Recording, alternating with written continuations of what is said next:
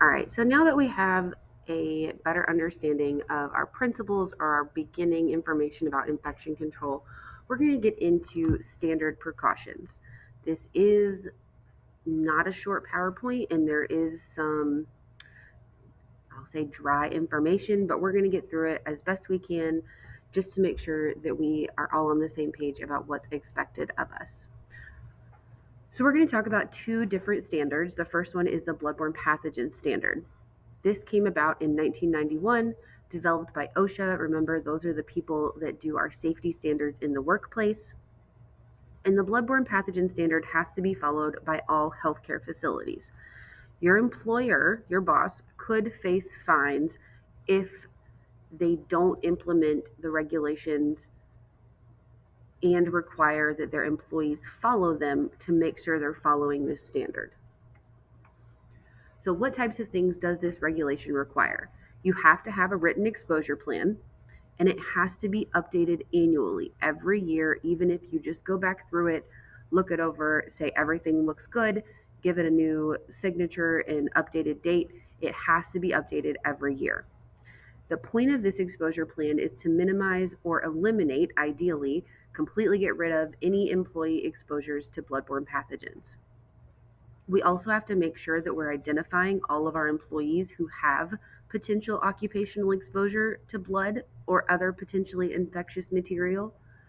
When we talk about identifying, we have to keep in mind that this is not just people that have direct patient contact. So if you're looking at the hospital, this is not just going to be your nurses and your doctors and your patient care techs.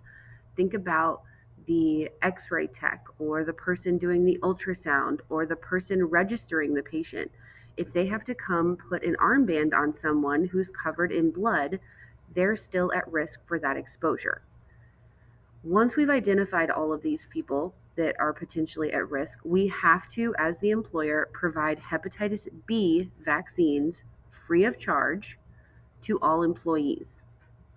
Again, like we talked about in our initial discussion, if someone refuses this vaccine for any reason, they have to also provide a written release. We have to, as the employer, provide that personal protective equipment or PPE. This is things like our gloves, masks, gowns, and face shields, and they have to be available in the correct and appropriate size and an accessible location. So if this building that we're in was a healthcare facility and I needed size medium gloves, but the only place to find them was across the hall in Miss Carr's classroom, then those have not been provided in an accessible location for me to do my job. And they also have to provide adequate and appropriate hand washing facilities and supplies. So anytime you run out of any hand washing supplies, those need to be replenished by your employer in a timely manner. They have to make sure that the worksite is maintained in a clean and sanitary condition. So there shouldn't be any risk or worry that there's mold or blood or anything else dangerous in your worksite. Have to make sure that we're immediately decontaminating any surface that comes in contact with blood or other infectious material. So if blood gets on the floor or on a desk or computer, yes, our patient care is going to come first, so we're going to make sure that that patient is stable, but as soon as we can, we want to decontaminate that surface to make sure that those potential germs are not living there anymore. We have to make sure that we're disposing of infectious waste properly. Like we've talked about, not everything is just going to go in a trash can. And make sure that we're enforcing rules of no eating, drinking, smoking, applying cosmetics, or handling contact lenses in any area that could be contaminated by blood or body fluids. So if you work EMS or 911, the back of the ambulance, you are not allowed to do any of those things: eat, drink, smoke, apply cosmetics, including chapstick, or mess with your contact lenses. And they have to make sure that they provide appropriate containers for any contaminated sharps or needles or other biohazardous material. And these containers need to be color coded and labeled to make sure that the correct items are getting in the correct containers. The last few things on this bloodborne pathogen standard: we have to have signs posted at the entrance to any area that might have exposure to biohazardous material. We have to make sure that we've labeled any item that's biohazardous with this red biohazard symbol you see here.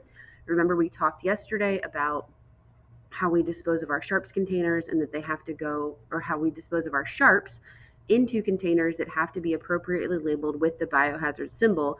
This is the symbol that we need to see on those containers. If someone were to be exposed, we have to make sure that they get a confidential medical evaluation and follow up, which means that it's no one's business except for their own what has happened or what comes of that medical treatment.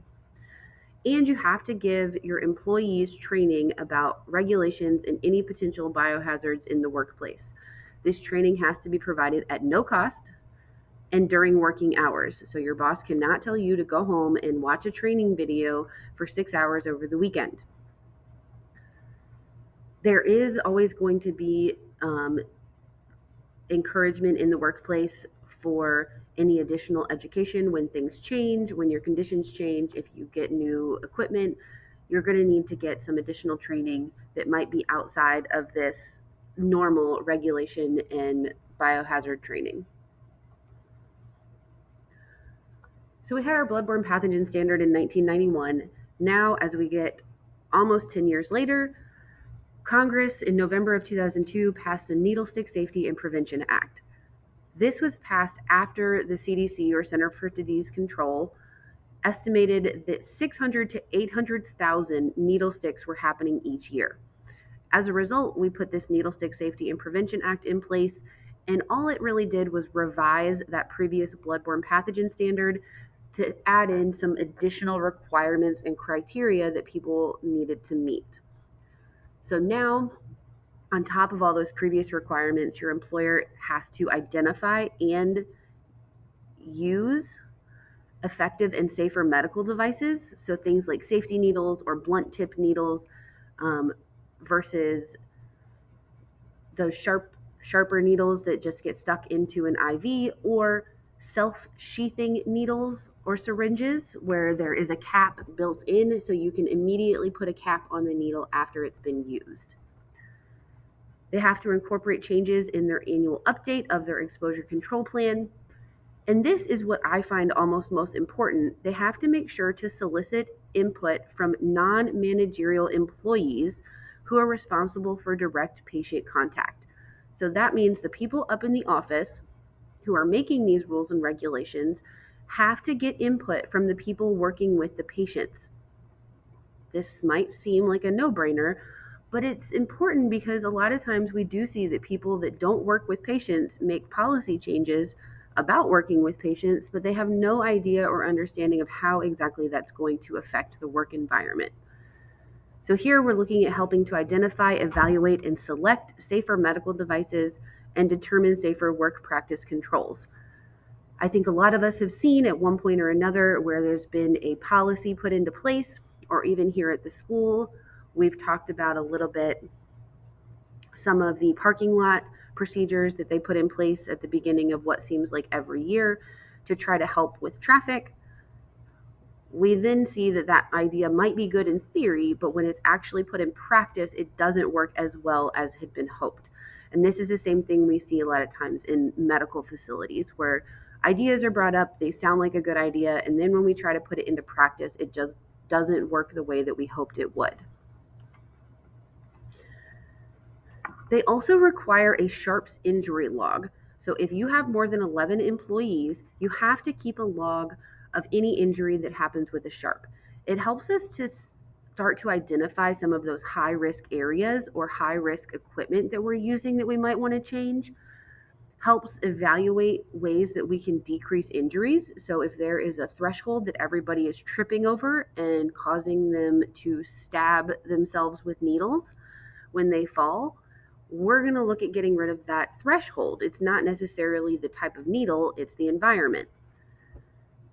Again, we're maintaining confidentiality of each injured person, but when we're taking down this record in the log, we have to make sure we include the type and brand of the device, the work area and department, and a description of the event, because there's going to be a difference in prevention methods if someone was horsing around and got injured versus an equipment or environment issue that we can change.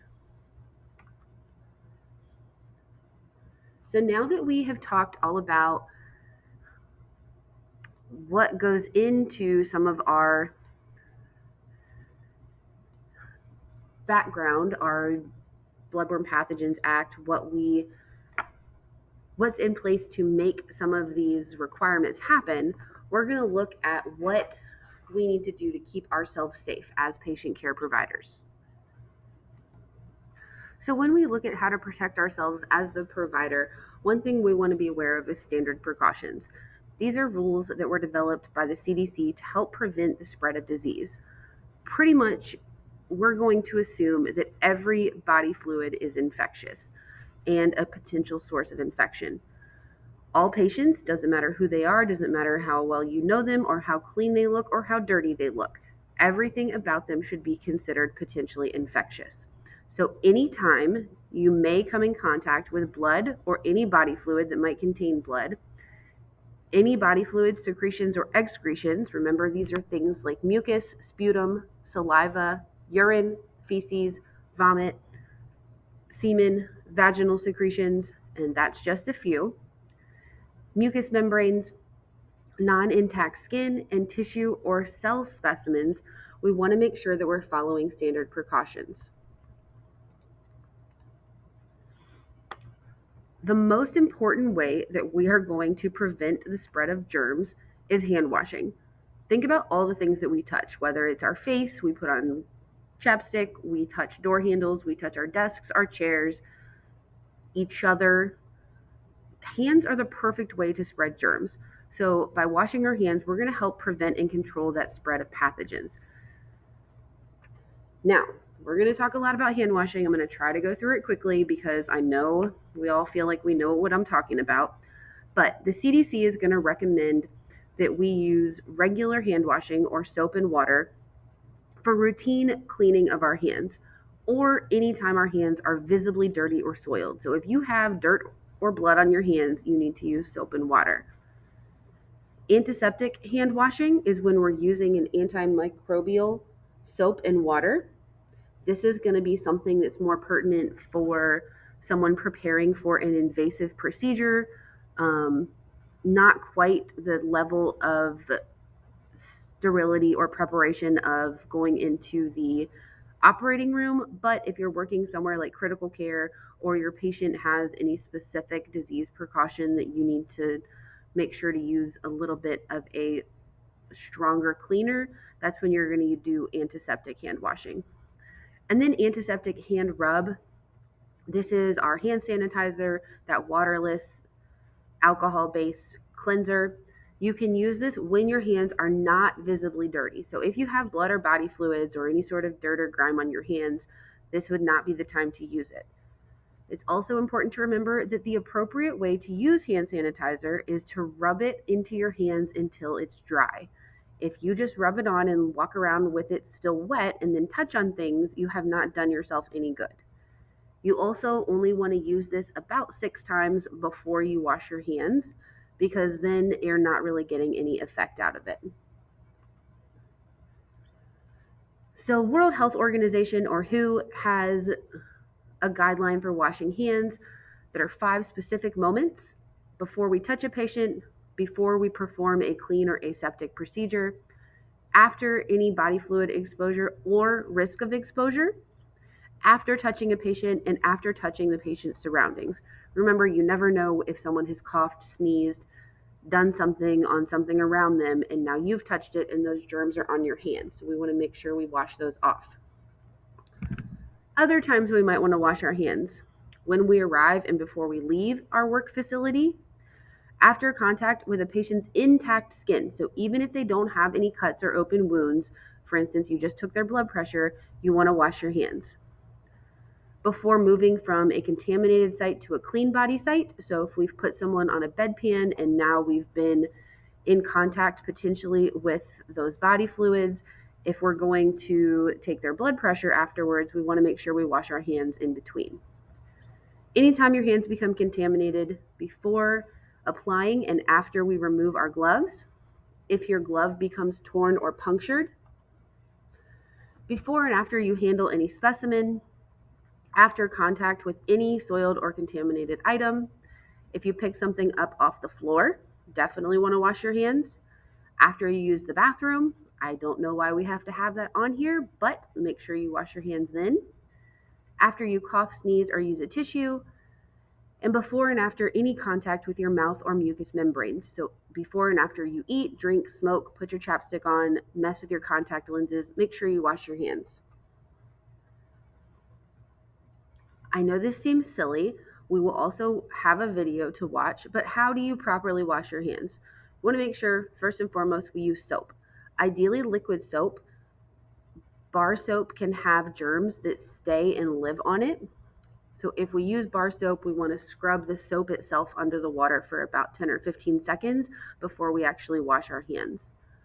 The reason that we're using that soap and making sure it gets lathered really well is that traps the germs in the soap suds and then they're rinsed away.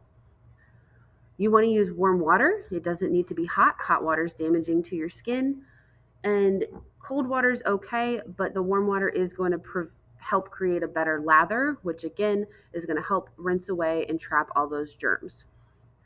It's important to use friction to help rub those pathogens off your skin. And we're going to make sure we clean all the surfaces of our hands, our palms, back and top of our hands, between our fingers, under our nails. Want to make sure your fingertips are pointed down. That way the water is not splashing back up or running down onto your forearms. We don't want that dirty soap sudsy water running back down onto our clean hands after we've already washed them. And then you're going to use a dry paper towel to turn the faucet on and off. This helps prevent any contamination from germs on the faucet after you've just washed your hands. And we want to make sure it's dry because those pathogens are going to travel quickly if it's wet. There is a link here for a video. We'll watch that after the lecture, and I will post it in Schoology if you have not been able to see it yet, so you can take a peek. Nails is something that we're going to talk about because it is a pretty big deal if you work in healthcare. Nails are going to be one of the best places that germs and dirt hide.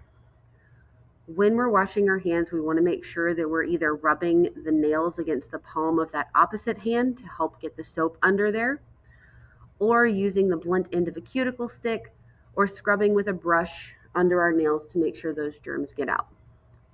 I know a lot of people like to have artificial nails. Unfortunately, they are prohibited by most healthcare facilities. You are not allowed to have them.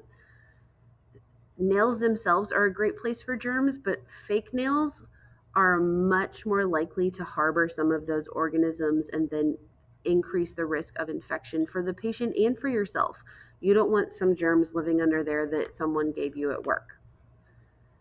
Nails need to be less than 1/4 of an inch, not only because we don't want the germs to live under them, but those long nails are going to cause punctures or tears in our gloves, which puts us more at risk for germs. We're going to run through real quick the different types of PPE or personal protective equipment, and these are the things that are going to fall under those standard precautions. So remember, standard precautions we use with everybody. So gloves, pretty much you want to wear all the time when you're working with a patient. If there's going to be contact with blood or body fluid, we definitely want to put gloves on. If I'm handling or cleaning any contaminated or dirty item or surface, performing any invasive or internal procedure, and when you're performing any IVs or blood tests. It is one of my pet peeves if you've had blood drawn and your nurse or phlebotomist pulls off the tip of their finger on their glove to feel your veins. Not only are they putting themselves at risk, but they're putting you at risk by putting their germs all over you. We want to make sure we change our gloves anytime there's a risk of contamination. So between procedures on a patient,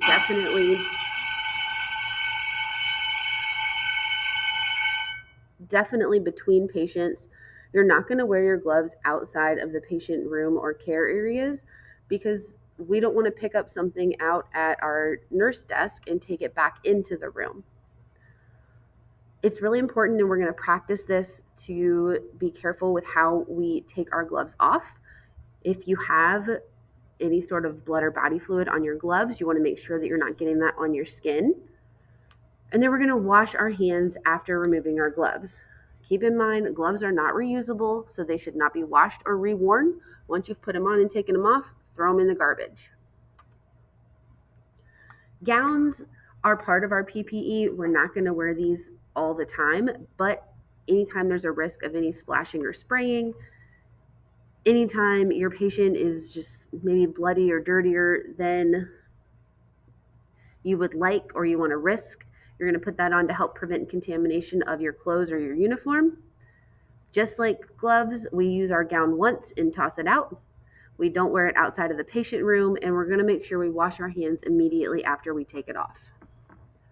When we talk about gowns, these are the types we're typically referring to. Some of them might have a tie around the neck and a tie around the waist, but this is the type of disposable gown that we're going to be talking about.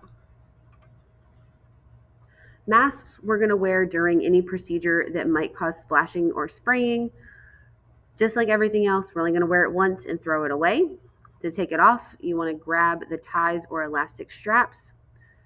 Make sure, now COVID times are a little different, but in pre-COVID times, we're not wearing our masks outside of our patient's room. So any germs that potentially got on the outside of that mask in the room, we don't want to carry them around anywhere else. Want to make sure we're not leaving that mask dangling around our neck, and make sure we're washing our hands immediately after we remove the mask. Protective eyewear and face shields. This, again, is going to be part of our PPE that's available to us. Standard precautions, the primary thing we're going to be using is gloves, but be aware that your eyewear we want to wear during anything that we could have splashing or spraying of blood or body fluids. They should protect the front, top, bottom, and sides of your eyes.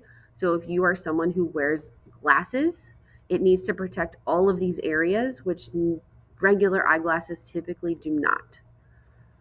Eyewear is going to be either disposable or non-disposable. If it's disposable, you toss it in the garbage. If it's not, it needs to be cleaned and disinfected before next use, and you would do that by following whatever your policy's procedure is before using them again. Spills or splashes of infectious material, pretty much everything like we've talked about, it needs to be wiped up immediately. You want to make sure you're wearing gloves while you clean. We're going to use a disinfectant solution, so something like 10% bleach. Make sure that any furniture or equipment is cleaned and disinfected immediately. Now, for larger spills, we may see use of an absorbent powder that's going to soak up the fluid and then sweep it up. This is going to be a lot less time consuming than trying to follow a big spill around with paper towels or whatever the policy provides that you use. Be a lot easier to just soak or put that powder on it, let it soak it up, and then sweep it up.